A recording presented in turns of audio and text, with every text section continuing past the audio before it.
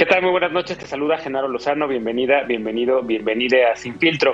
El pasado jueves, 31 de marzo, se celebró en todo el mundo el Día Internacional de la Visibilidad Trans y aquí en México se realizaron distintos actos. Por un lado, familiares y activistas trans fueron al Monumento a la Revolución en la Ciudad de México a llevar una megabandera trans con firmas de personas que exigimos que se respeten los derechos de las personas trans en nuestro país, pero también en varias ciudades de México fueron iluminados varios monumentos, como en la ciudad de Guadalajara.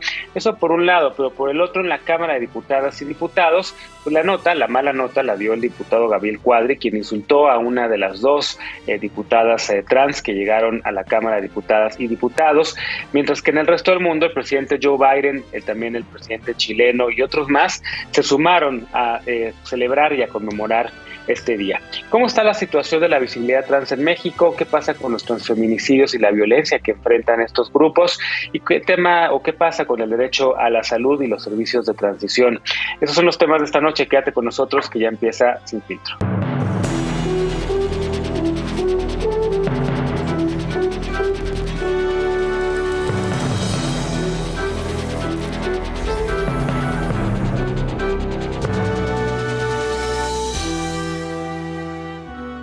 El Día Internacional de la Visibilidad Trans y todos los temas que van con este tema es el tema de la noche. Para ello dividimos los bloques de la siguiente manera. Bloque 1, el significado de la visibilidad.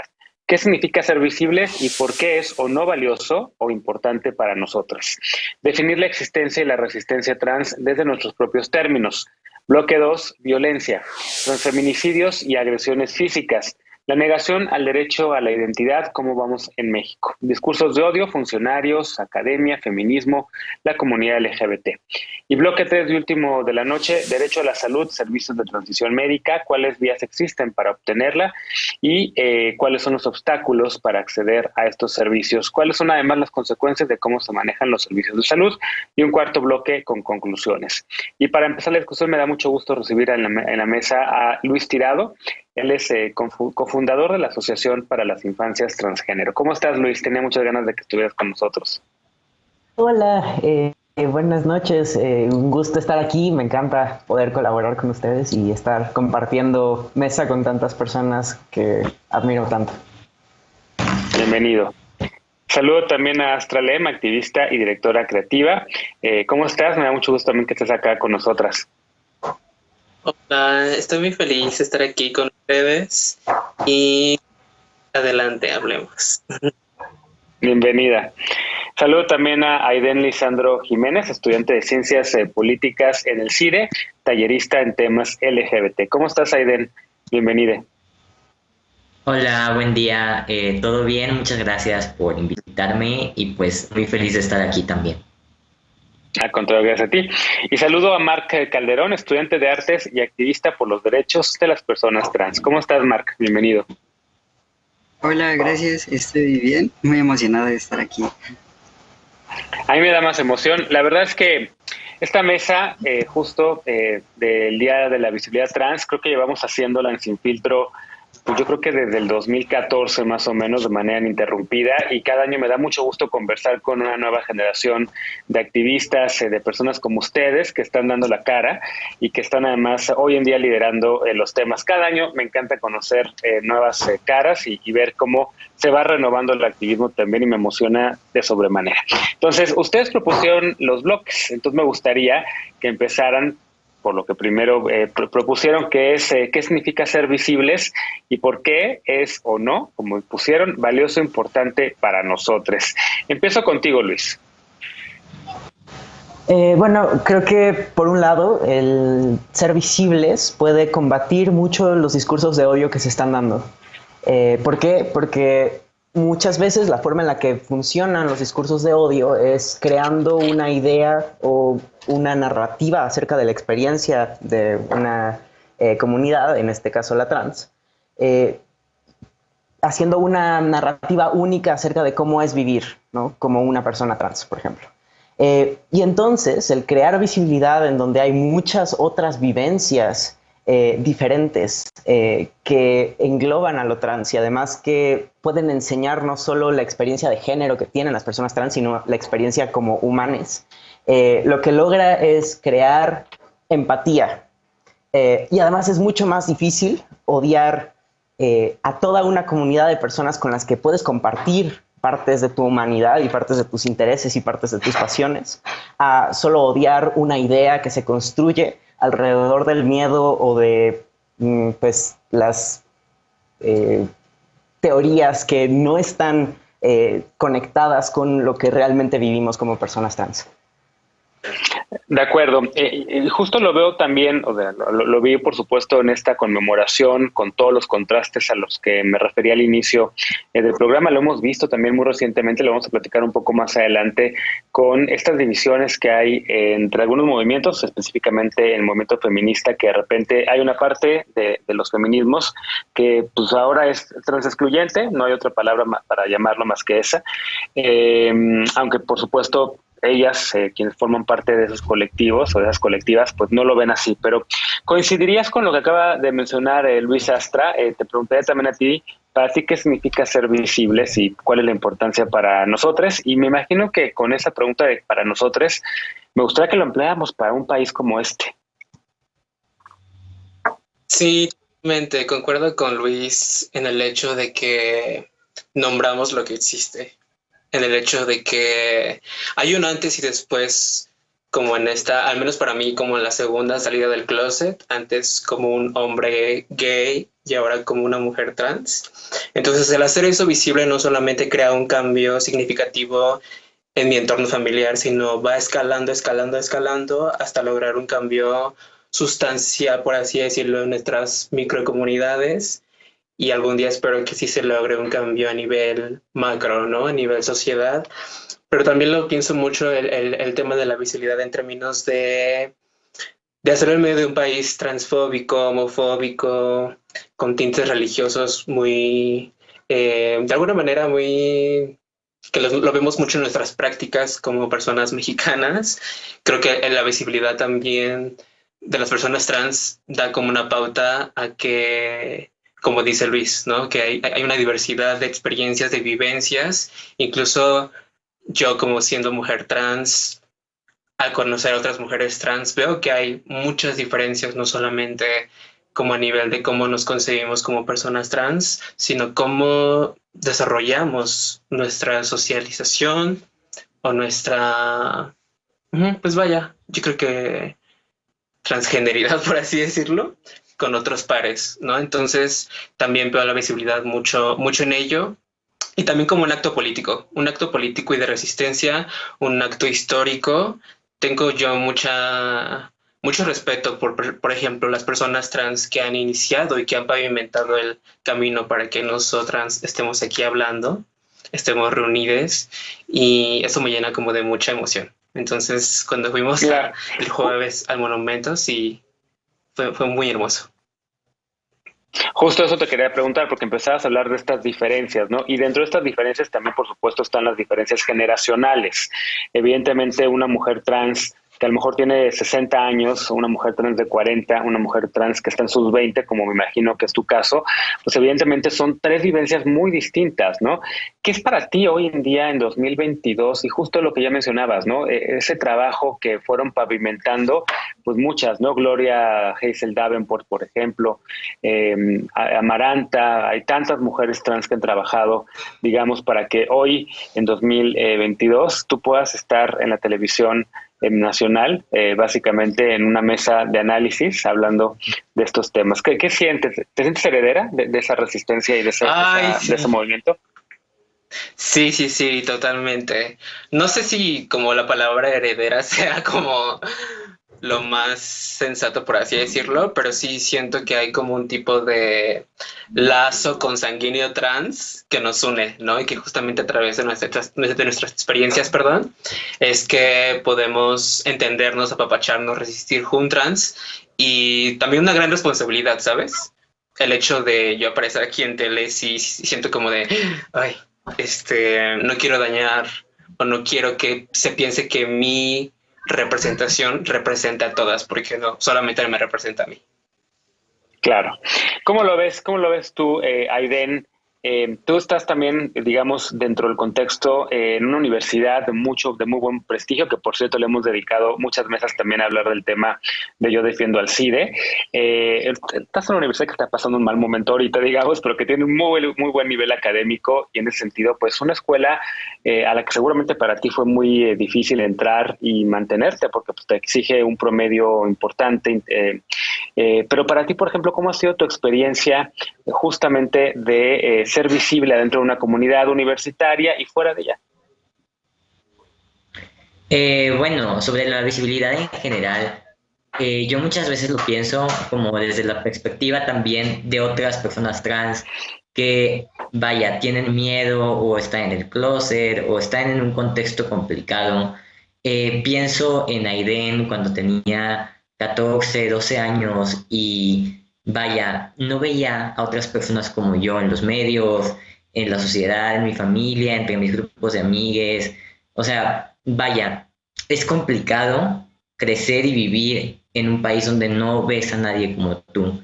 Entonces creo que un aspecto importante de la visibilidad es precisamente como comunicarnos de una manera con otras personas trans y acercarnos de una manera igual, vaya, igual no directamente, pero al menos teniendo un espacio demostrando que a pesar de lo difícil que puede llegar a ser la situación, se puede ser feliz siendo trans, puedes cumplir metas y, por ejemplo, en mi caso, llegar a la universidad, al CIDE y de hecho a Ciudad de México, yo no soy de aquí, fue algo complicado para mí que igual yo antes no hubiera pensado que iba a lograr. Justo también hasta cierto punto por las problemáticas, los problemas de salud mental y todo eso que genera vivir en un contexto como el mexicano, donde hay mucha transfobia, mucha discriminación hacia las personas diversas, ¿no? Y pues dentro de mi universidad también ha significado mucho para mí el poder acercarme a otros estudiantes trans, igual de generaciones anteriores, y apoyarles, ¿no? Y también como crear precedentes administrativos para que se reconozcan nuestra identidad dentro del CIDE. Creo que esa es una de las cosas como que he logrado hacer, que me han hecho sentir orgulloso, porque justo creo que es algo que va a ayudar a las niñas, adolescentes, jóvenes trans que pues van avanzando por este proceso educativo. Y pues justo eso es lo importante, es una de las cosas más importantes para mí en ese contexto. Sí. Yo me acuerdo, Aiden, que en el CIDE, por ahí del 2013, me parece, 13 o 14, hicieron la primera semana de diversidad. No me acuerdo cuál era el nombre de esa semana, pero la cuestión trans no figuraba ni la no binaria, ¿no? En ese momento era todo era el tema de matrimonio igualitario, el tema simplemente de no discriminación. Hoy estamos en otro momento en donde ya han explotado, digamos, todos los temas de la diversidad sexual. Ya no nada más se acapara el tema del matrimonio la agenda, sino creo que están todos, y entre ellos, por supuesto, la violencia que vamos a platicar en el siguiente bloque. Déjame escuchar a Marc también un poco su reflexión sobre por qué es importante la visibilidad para nosotros y cómo definirías también lo que ya adelantaba Astra, el tema de la existencia y la resistencia trans. Pues a mí me parece algo como súper importante, porque pues yo salí del closet como muy chiquito, ¿no? Y me tocó mucho este tipo de comentarios y de invalidación de, ay, es que estás muy chiquito, ¿cómo sabes que no te sientes como una niña? ¿Cómo sabes que te identificas como un niño? ¿Cómo sabes que iniciar el tratamiento hormonal es lo que quieres, ¿no? Entonces, pues en cuanto me empecé a cuestionar yo todo eso desde hace mucho antes y cuando salí del closet y ya estaba como seguro de que era lo que quería, pues dije como, o sea, yo no necesito tener cierta edad, yo no necesito tener como la aprobación de alguien más para saber qué es lo que quiero, qué es lo que soy, algo que ya he estado pensando como muchos años y que cuando al fin tengo como el valor de salir y decir, hey, aquí estoy y soy tal, pues se me invalide, ¿no? De todas formas. Entonces a mí me parece muy importante visibilizar también a las infancias y a las adolescencias trans, porque pues siento que justamente es eso, ¿no? Es como, ¿cómo lo vas a saber si estás muy chiquito? Yo no necesito tener 18 justamente, o tener 20 o tener 30 para saber quién soy, ¿no? O qué es lo que quiero. Entonces me parece pues justamente muy importante porque pues muchas veces esa espera pues simplemente hace que pues que te sientas peor contigo mismo, que sufras, te puede llegar pues a llevar justamente a, no sé, cosas gravísimas, ¿no? Como el suicidio, como la depresión, como la ansiedad, como la disforia diaria de simplemente salir a la calle y que te llamen por el pronombre equivocado, ¿no? O sea, se me hace terrible. Claro, justo de eso vamos a platicar en el siguiente bloque, porque yo diría que como nunca en la historia hemos tenido una visibilidad trans que se celebra, que se conmemora, que en muchos casos se recibe con mucho cariño y con mucho respeto, que hay una explosión de activistas trans y una nueva generación que, como dicen ustedes, la están rompiendo y que están consiguiendo muchos temas, tanto leyes como reconocimiento de identidad de género, como temas de infancias trans y demás, pero al mismo tiempo seguimos teniendo esta pugna por la violencia, por los transfeminicidios, porque un diputado federal le falta el respeto a la primera diputada, una de las dos primeras diputadas que tenemos en la historia, no solo de México, sino de América Latina trans. Déjame regresar con esos temas al siguiente bloque. Ahorita volvemos con Luis, con Astra, con Aiden y con Marc Calderón. Quédate con nosotros, regresamos a Sin Filtro.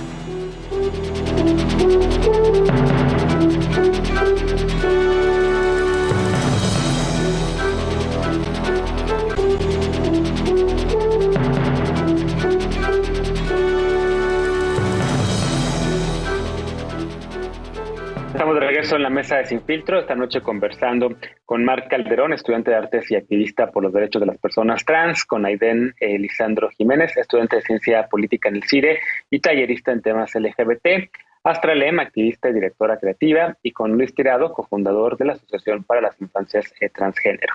Bueno, en este segundo bloque justo queremos hablar ya no tanto de la visibilidad, sino del tema que sigue persistiendo desafortunadamente en México. México es uno de los países del mundo junto con Brasil en donde más violencia transfóbica hay, que termina prácticamente en transfeminicidios o en asesinato de personas trans, con demasiada violencia, por cierto, además más violenta que en general los demás asesinatos de la comunidad LGBT. ¿Cómo lo viven ustedes, digamos, el estar en este... ¿Cómo lo llamaría? En estos dos mundos, ¿no? En donde alguien como Aiden o Marc o Astra o Luis pues pueden acceder a la educación universitaria, pueden estar en la tele, pero de repente nos enteramos que ocurren estas cosas y que siguen pasando, incluso en la Ciudad de México, no nada más en los estados de la República, sino en los centros urbanos también, que hay esta violencia, que nos enteramos que a una mujer trans no la dejan entrar a un baño en un centro comercial, o que a un compañero trans no lo dejan entrar a una discoteca, o les niegan el servicio en un restaurante. ¿Cómo vivimos esta violencia en México, estas agresiones físicas, estos transfeminicidios? Ahora empiezo de atrás para adelante. Marc, contigo. Ok, pues yo creo que pues es algo que de cierta manera se tiene como no sé cómo decirlo, un poco minimizado quizá, porque pues va desde violencia súper chiquita, de decir como los pronombres equivocados aunque sepas que no son esos, hasta justamente, ¿no? Negarle el acceso al baño a una persona, hasta negarle el servicio a una persona, hasta crímenes de odio. Justamente a mí me pasó en la escuela en la que estaba, que pues habíamos 4 o 5 chicos trans y solamente a mí me dejaban pasar el baño de hombres. ¿Por qué? No sé. Obviamente pues hicimos protestas, hicimos un pliego petitorio para pues que se nos respetara la identidad a todos, y pues se logró, ¿no? Que nos dejaran pasar al baño, pero pues se me hacía algo como pues un poco absurdo quizá, porque era una escuela muy chiquita que realmente, o sea, el director ponía de excusa que podía pasarnos algo, ¿no? Adentro del baño, o sea, como de es por...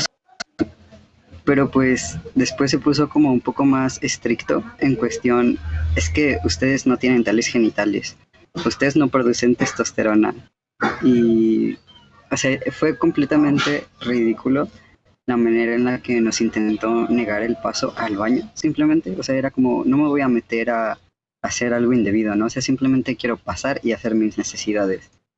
Pero pues eso poquito a poco siento que puede ir escalando pues a cosas peores. Así es. ¿Cómo lo ves tú, Aiden? Justamente también este tema de la violencia, que como bien dice Mark, pueden ser violencias micro, entre comillas micro, por negar el pronombre, hasta una violencia en donde acaben asesinando a una persona trans, ¿no? ¿Tú lo has vivido también, este tipo de violencia en tu persona? ¿Qué hacen ustedes cuando se enfrentan a una situación así? Pues por suerte las violencias que me ha tocado vivir son en realidad muy menores, ¿no? Usualmente la invalidación de mi identidad como persona no binaria, uno se enfrenta a eso todos los días, ¿no? Casi casi en redes, en la familia, en las escuelas, que te nieguen tu identidad, que te digan como, bueno, personalmente como soy no binaria, es que nada más hay hombres, nada más hay mujeres, y tú tienes que ser uno o lo otro y como que tratando de argumentar en contra de tu existencia, lo cual también me parece ridículo, porque creo que la única persona que, vaya, nadie sabe más de mi género como yo, pero esa es una violencia constante que también creo que es bastante grave, porque lleva a las personas como a mucha situación de no confiar. Yo, la verdad, me es muy difícil confiar en otras personas, porque primero tengo que saber cómo, vaya, respeta mi derecho a existir o no lo respeta, ¿no? Entonces sí llega a ser bastante te aísla más que nada. Pero vaya, a mí me preocupa en especial la violencia que viven las mujeres trans y las personas transfemeninas en general, ¿no? Yo tengo mucho miedo por mis amigas trans cada vez que salen a la calle, salen a una manifestación, cualquier cosa, ¿no? Vaya, el Estado no tiene una contabilización exacta de cuántos crímenes de odio se cometen en contra de las mujeres trans, cuántos transfeminicidios hay, pero, por ejemplo, organizaciones como Letra S reportan hasta 368 transfeminicidios entre 2013 y 2020. El número real obviamente es mucho mayor, pero eso es como muy difícil de contabilizar. Pero sí, es el 55% de los crímenes de odio en contra de mujeres trans.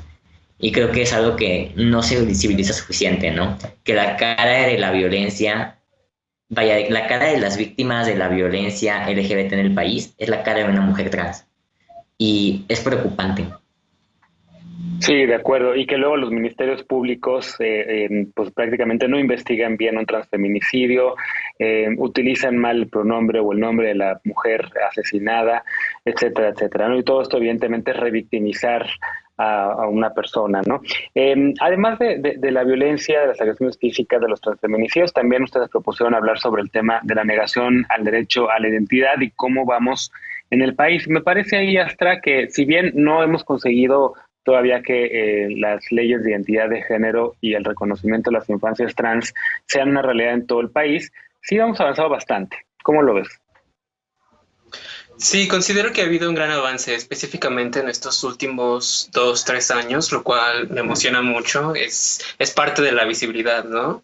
Y justamente creo que abona a nuestra lucha que estos pasos a nivel legislativo, a nivel constitucional, se vayan dando de forma gradual. Obviamente nos falta que se cumpla, que se haga a nivel nacional todas estas leyes, pero también que de alguna forma hablemos de los derechos laborales, de los derechos a la salud, de los derechos incluso a una vida digna, ¿no? Regresando un poco como a los transfeminicidios, hace unos años se tipificaba los transfeminicidios como homicidios. Entonces no fue hasta la lucha de Kenia Cuevas, una activista trans, la cual perdió a su amiga, fue asesinada. Cuando ella empezó a luchar, 5 años después logró que la fiscalía reconociera públicamente que hubo un fallo, hubo un error, y fue ahí cuando entonces toda esta cuestión legal cambió y la tipificación obviamente cambió también. Entonces ese tipo como de violencias a nivel estructural, a nivel social, no solamente indican que no estamos seguras en vida, sino también en muerte, ¿no? Entonces, eso es muy lamentable, la verdad. Sí, de acuerdo. Kenia Cuevas, que ha hecho un trabajo también formidable, por supuesto, y justo por el asesinato de su amiga Paola Buenrostro. Luis, tú, la verdad es que yo admiro mucho a tu mamá y todo el mundo lo sabe, evidentemente, creo que todos amamos a tu mamá. El trabajo que ha hecho ha sido fundamental junto con otras personas para reconocimiento de las infancias trans. ¿Cómo vamos en ese tema? Vamos muy bien, mínimo en términos de el derecho a un documento de identidad, cada vez se van uniendo más estados que quieren reconocer que las infancias y adolescencias tienen el derecho a tener un acta de nacimiento y que su nombre y su género sean validados por parte del estado, ¿no? Entonces tenemos pues a Jalisco, que fue el primero, pero ya se han unido Oaxaca, Morelos, Aguascalientes, Sinaloa, ¿no? La Ciudad de México pues ya mínimo está para mayores de 12 años, pero bueno, pues se ve que hay ya un avance importante. Ahora lo que hay que ver es, uno, creo que empezar a quitar esta idea de lo binario, incluso en las identidades de infancias y adolescencias, ¿no? Tendríamos que empezar a hablar acerca de las personas no binarias y cómo también la experiencia no binaria empieza desde la infancia y cómo podemos garantizar que las personas no binarias tengan acceso a la identidad.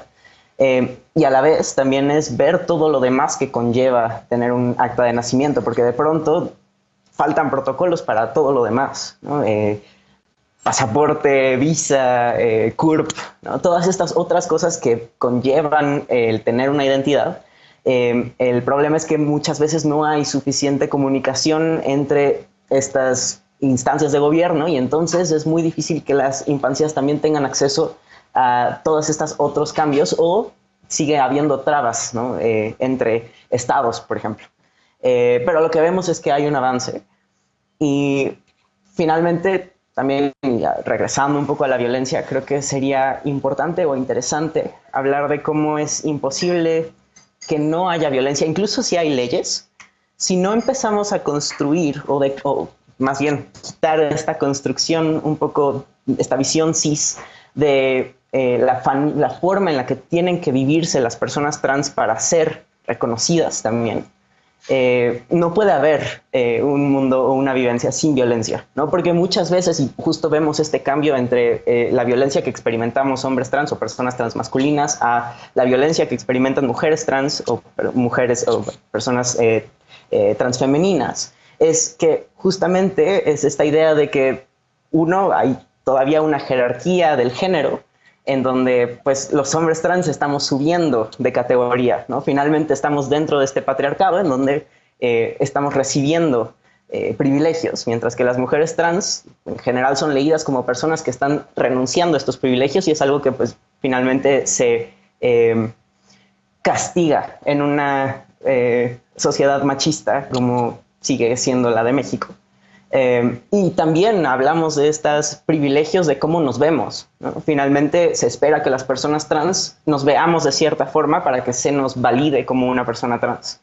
Y entonces las personas que no cumplimos con estas características físicas que se esperan, ¿no? O sea, los hombres trans con una expresión de género masculina, las mujeres trans con una expresión de género femenina, son las personas que más reciben violencias, ¿no? Porque no cumplimos con esta visión cis, ¿no? Incluso si tuviéramos nuestro documento de identidad, ¿no? Entonces creo que tiene que ir de la mano un desarrollo en la legalidad, ¿no? Y en los derechos, pero también un cambio de narrativas acerca de las experiencias trans y de las posibilidades de vivirse trans y cómo pensamos el género.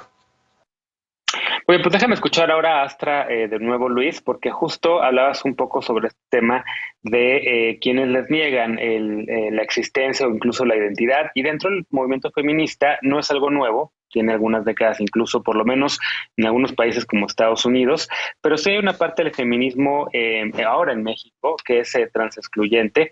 ¿Y cómo vives esta exclusión adentro de un movimiento, Astra? ¿Cómo lo están viviendo, sobre todo las personas más jóvenes? Porque digamos que esta ala del feminismo está sobre todo entre gente muy, muy nueva o muy, muy joven, digamos, incluso gente que no tiene trayectoria, digamos, en el feminismo, sobre todo aquí en México, de muchos años, ¿no? Porque pienso, por ejemplo, pues Marta Lamas, que incluso ha estudiado su doctorado y su tesis doctoral es sobre la cuestión trans, y ha sido siempre, por supuesto, una feminista que ha impulsado la inclusión de las personas trans también adentro del movimiento, pero de repente volteamos y vemos otras, y hay foros en la UNAM que se hacen de repente también en donde se tocan estos temas, ¿no? ¿Se deben hacer estos foros? ¿No se deben hacer estos foros? ¿Cómo se vive hoy en día esto?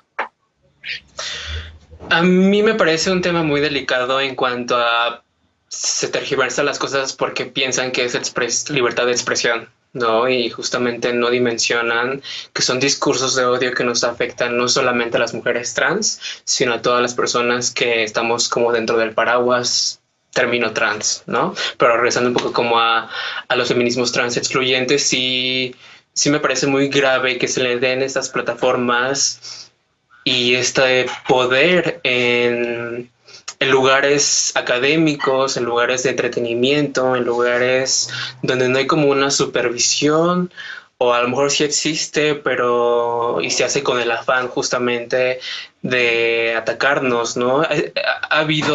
Tengo amigas que están en el sector académico que han recibido hostigamiento por parte de otras mujeres. Entonces, esto no habla solamente de que es un problema pues micro, ¿no? Que solamente afecta como en redes sociales, que es donde hay más como pues más violencia, por así decirlo, más acoso, más hostigamiento, sino también escala esferas pues de la realidad. Y eso es muy, muy preocupante porque eso puede escalar y escalar. Eso abona a los transfeminicidios, eso abona a la transfobia y es muy triste, ¿no? Entonces, estos foros que existen en la academia, de alguna manera pues no tienen como este trasfondo. Siento que mucho de la academia siempre se basa como en teorizar sobre las identidades trans, ¿no? Siempre somos la otredad, siempre somos el objeto de estudio, pero nunca somos las personas escuchadas, nunca somos las personas cuidadas, nunca somos las personas... Somos las que exigen, las revoltosas, pero nunca somos como tal las que disfrutamos de la vida, ¿no? Siempre hay estas violencias y me parece muy preocupante, la verdad. Déjame regresar de la pausa para retomar un poquito más este tema, porque también hay que hablar de cómo, no nada más en la academia, sino también en la política, en la Cámara de Diputados, está el discurso de Gabriel Cuadri, que precisamente niega la existencia de mujeres trans, ¿no? Y de quienes hablan, incluso entre comillas, del borrado de mujeres, ¿no? También si quieren reaccionar un poco a esas cuestiones. Déjenme regresar a la pausa, ya volvemos, esto es Sin Filtro, no te vayas.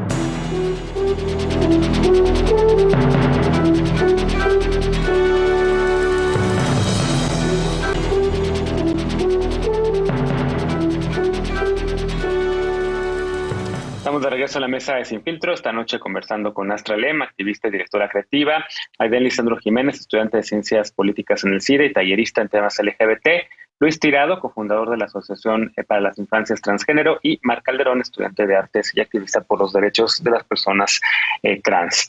¿Qué decir de lo que mencionábamos en el bloque anterior, de un diputado como Gabriel Cuadri o como América Rangel, que de repente utilizan sus posiciones de poder para negar la existencia incluso de su propia colega en la Cámara de Diputados, Salma Luébano, al hablarle de señor, al no reconocer su identidad, de una diputada como América Rangel que va al Consejo para Prevenir la Discriminación y mete una demanda contra la presidenta por el borrado de mujeres, así lo dice, por difundir la ideología de género como ella la llama. ¿Qué le contestarías, voy contigo ahora, Aiden, a estas dos personas en específico y a quien dice, bueno, pues están representando ellos, él y ella, a un sector de la población que así piensa y en la Cámara de Diputadas y Diputados caben todas las voces? Pues me parece que son voces muy desinformadas, es decir, o no conocen de qué es ser trans. Y por ejemplo, esta preocupación del borrado de mujeres fácil se podría resolver con una amplia literatura que han escrito filósofas trans, feministas trans, que han trabajado desde el ámbito académico el tema pues del feminismo trans, ¿no? Y qué significa y todo esto. Y como explorándolo podría cualquier persona darse cuenta como de que esto del borrado de mujeres es como una conspiración bastante ridícula. A quien se borra yo diría es a las mujeres trans, a las que se les mata por existir, ¿no? Y me parece que eso es un borrado muy evidente, pero eso no se reconoce. También se les borra desde el Estado, no reconocerles su identidad en aquellas entidades donde tienen que hacer un juicio de amparo para que simplemente se les reconozca su nombre y su existencia. A mí me preocupa que representantes en la Cámara de Diputados y igual otros funcionarios utilicen estos discursos porque demuestra que no les importa la seguridad de una comunidad que ya es súper vulnerable, ¿no? Desde los transfeminicidios hasta la discriminación en el empleo. Vaya, lo que deberían de estar haciendo es trabajar en políticas públicas y en legislación que nos protegiera, no avanzando discursos que, vaya, promueven el odio hacia nosotros. Y también es preocupante porque históricamente los discursos que están basados como que en el feminismo, pero siendo transexcluyentes, se han usado para justificar leyes, por ejemplo, para restringir el acceso a la terapia hormonal, para poner limitaciones a las posibilidades de transición legal de las infancias trans. Y estas dos cosas promueven la discriminación y empeoran la situación de las personas trans. Y pues, vaya, obviamente sí es una opinión que comparten muchas personas, eso es cierto, que hay muchas personas transfóbicas en México, pero no porque haya muchas personas transfóbicas significa que, vaya, eso debería de tener una representación. Sería lo mismo que decir, bueno, hay muchas personas sexistas en México, debería de haber diputados sexistas que expresen su opinión en general. Y bueno, también la transfobia es un tipo de sexismo, eso también es cisexismo, ¿no? Y pues justo, creo que estas personas no están haciendo su trabajo adecuadamente, deberían de mejor conceptualizar el tipo de violencias que vivimos y trabajar sobre ellas, trabajar para evitarlas. Y que no lo hagan demuestra una agenda, vaya, bastante preocupante. Claro. Ahora, Luis, lo que vimos esta semana, por lo menos en la Cámara de Diputadas y Diputados, fue el rechazo de la mayoría de las y los legisladores a Gabriel Cuadri. A mí me dio mucho gusto ver a diputadas y diputados de Morena, pero del PT, pero del PRI, prácticamente diciéndole a Cuadri, señor, no se debe violentar así, tiene que respetar a su compañera diputada. Fíjate que Cintia López Castro me sorprendió mucho, la diputada del PRI, defendiendo la identidad de Salma, ¿no? Y creo que para bien, incluso el altercado que hubo ahí entre la diputada María Clemente y el diputado Santiago Krill, al final hubo disculpas de ambos lados, y creo que se resolvió bien. Pero ¿qué decir más sobre esto, Luis? ¿Tienen derecho a expresarse así estas personas? ¿A tener también existencia en la representación política? Bueno, en primera, justamente no estamos hablando de una opinión. Uno, porque son representantes de la población, y entonces puede que tengan una opinión en una mesa cuando están comiendo en su casa, pero cuando están representando a la población y además están legislando para el bienestar de todas las personas, no pueden emitir una opinión de ese estilo como lo han hecho Cuadri o América Rangel, pero además hay que tener la conciencia de que lo que dicen tiene un impacto, no es solo una opinión, sino tiene un impacto directo en la vivencia de muchas personas. No se está debatiendo sobre una teoría, sino se está debatiendo sobre los derechos y las vivencias de todos los días de personas que viven la violencia, ¿no? Y además se ve un repunte en el momento en el que una persona con tanto peso político y además público dice algo por el estilo, como lo ha dicho Cuadri, como lo ha dicho otros diputados. Vemos que hay un eco en la población porque parece o se siente como que tienen el respaldo de una parte del gobierno para poder violentar o repetir estas violencias hacia otras personas. Entonces no tienen el derecho porque no es libertad de expresión cuando se está vulnerando y se está dirigiendo el odio hacia una población que ya de por sí vive discriminaciones todos los días. Y déjame hacer trampa y agregar algo. La Constitución Política de los Estados Unidos Mexicanos, artículo 1, prohíbe la discriminación, y la Suprema Corte de Justicia de este país ya tiene criterios para decir que la libertad de expresión, como todas las demás libertades, no es absoluta, y la libertad de expresión está limitada e incluso para personas, y especialmente para personas funcionarias públicas y legisladoras, cuando se trata justamente de discursos de odio.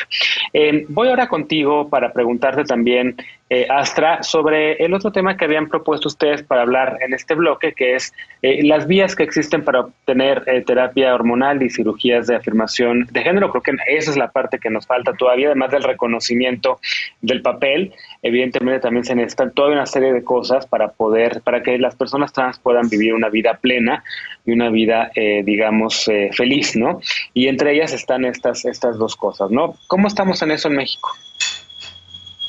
Pues justamente en estas esferas que cubren esta transición está la transición social, la transición clínica, la transición legal. Específicamente la transición clínica podría hablar de ciertos privilegios de personas que han podido acceder a estos tratamientos, a operaciones, ¿no? Y que justamente responden a la disforia de género que las personas trans atravesamos. En México existe, específicamente en la Ciudad de México, la Clínica Trans, Clínica Condesa, y otras instituciones privadas que pueden ayudar de forma integral a que las personas trans podamos acceder a estos tratamientos hormonales. Pero justamente en estos... cuestiono mucho, por ejemplo, la centralización de estos servicios, ¿no? ¿Qué pasa en otros estados donde no hay estas clínicas? Porque creo que solamente en la Ciudad de México contamos con una clínica como la Condesa. Afortunadamente tenemos ya otra, que es la Integral. Creo que este año, o el año pasado, no recuerdo, se fundó. Y justamente eso, ¿no? Hablo de privilegios no solamente, incluso para nosotras que estamos aquí en la Ciudad de México, como en las distancias, toda esta cuestión en cuanto al dinero, ¿no? Sino también a las personas que están en otros estados. ¿Qué está pasando con este derecho a la salud?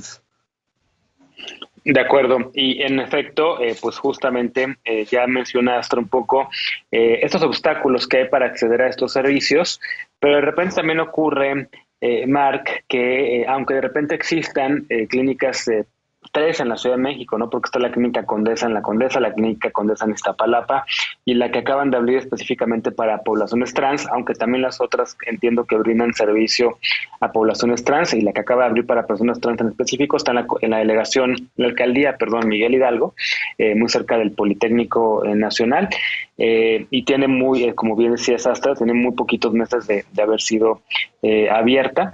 Pero de repente, aunque existan estas, pues pueden enfrentar también, Marc, al asistir incluso a un servicio de salud en el IMSS, también de repente en teoría están capacitando ya al personal médico para que sepa atender con perspectiva de género y con dignidad a todas las personas, pero de repente pues puede ocurrir que no, que incluso aquí en la Ciudad de México te discriminen o te den una mala práctica médica. ¿Qué hacer ante ese momento, ¿no? ¿Cómo le dan la vuelta a estos obstáculos y cuáles son esas consecuencias justamente de cómo se manejan los servicios de salud? Pues creo que es un poco complicado porque nos están dejando como la responsabilidad a nosotras, las personas trans, para pues saber qué prácticas médicas nos pueden hacer, qué prácticas médicas nos pueden traer dificultades, cuando pues es algo que deberían de saber quién nos las hace, ¿no? Y pues por ejemplo, bueno, retomando un poco el tema de las dificultades para acceder al tratamiento, pues sí, justamente somos personas privilegiadas, yo le diría, las que tenemos acceso al tratamiento, sea por temas económicos o sea por trabas que ponen las mismas clínicas que te dan el tratamiento gratuito, que pues justamente lo platicaba con alguien más que pues lo sentía como un poco invasivo, ¿no? Es como de, oye, pero si estás seguro que quieres tomar el tratamiento, o sea, pero ¿estás seguro? Y así como 3 sesiones de 2 horas en las que te dicen, pero ¿estás seguro? Y pues no sé, no es como el volver a cuestionar y a invalidar muchas veces. Yo tengo un conocido al que le negaron el tratamiento a testosterona porque no lucía lo suficientemente masculino. Entonces, pues siento que recaemos también un poco en este tema de violencia, ¿no? Pues en el tema del sector de la salud. Sí, completamente. Y yo creo que para una persona que ya decidió que quiere asistir a una clínica, ya el simple hecho de que ya estés ahí es porque ya estás decidida y ya no tienen que volverte a preguntar 30,000 veces, ¿no? Ya te armaste de valor, ya lo pensaste, ya platicaste con las gentes o las personas que más quieres, contigo mismo, y si ya estás ahí es por algo, ¿no? No es para que te hagan todavía decir, ay, pero en serio, porque eso es prácticamente tratar de nulificar tu voluntad y tratar de negarte un derecho, que es tu derecho a la salud, ¿no? Déjame hacer una pausa y regresamos, ahora sí ya para el último bloque, porque el tiempo se va volando en tele, en donde me gustaría escuchar una ronda de conclusiones de cómo estamos hoy en día y hacia dónde vamos en estos temas. No te vayas, ya volvemos a la mesa de Sin Filtro.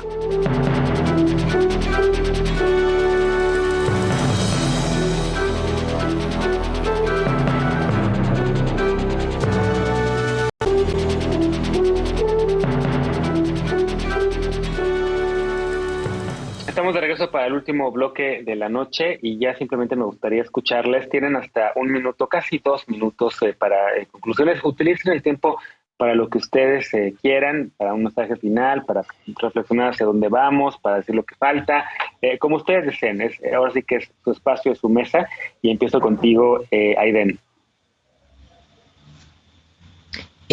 Bueno, yo creo que si algo podemos retomar es que la situación de las personas trans estos últimos años ha ido un poco mejor en temas legislativos, pero pues todavía falta mucho que avanzar, ¿no?